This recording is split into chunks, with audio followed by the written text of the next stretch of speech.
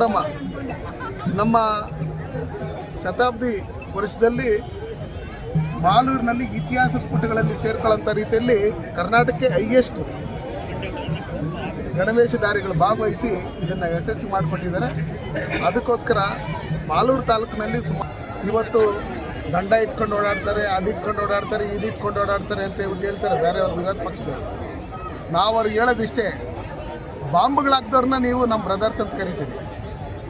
ವಿಧಾನಸೌಧದೊಳಗಡೆ ಯಾವುದೋ ಕಿತ್ತೋಗಿರೋ ದೇಶಕ್ಕೆ ಜಿಂದಾಬಾದ್ ಅಂತ ಕರೀತಾರೆ. ಹೆಸರು ಹೇಳೋಕ್ಕೂ ನಾನು ಇಷ್ಟಪಡಲ್ಲ. ಅವ್ರ ಪರವಾಗಿ ಮಾತಾಡ್ತೀರಿ, ನಾನು ಕೇಳಿಸ್ಕೊಂಡಿಲ್ಲ ಅನ್ನೋ ಲೆಕ್ಕಾಚಾರ, ನಾನು ನೋಡಿಲ್ಲ, ನನಗೆ ಗೊತ್ತಾಗಿಲ್ಲ ಅಂತೇಳಿ. ಅರ್ಥ ಆಯ್ತು. ಸ್ಟೇಷನ್ಗೆ ಬೆಂಕಿ ಹಾಕಿದವ್ರನ್ನ ಜೊತೆಲಿ ಇಟ್ಕೊಂಡಿದ್ದೀರಿ, ಪೊಲೀಸರನ್ನ ಹೊಡೆದವ್ರನ್ನ ಜೊತೆಲಿ ಇಟ್ಕೊಂಡಿದ್ದೀರಿ, ನಿಮ್ಮದೇ ಪಕ್ಷದ ಶಾಸಕರ ಮನೆಗೆ ಬೆಂಕಿ ಇಕ್ಕಂಥವ್ರನ್ನ ಜೊತೆಲಿ ಇಟ್ಕೊಂಡಿದ್ದೀರಿ, ಅವ್ರ ಕೇಸನ್ನು ಖುಲಾಸೆ ಮಾಡ್ತಾಯಿದ್ದೀರಿ.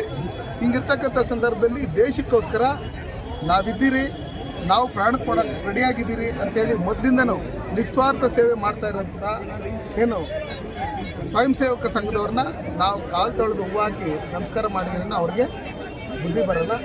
ಅದಕ್ಕೋಸ್ಕರ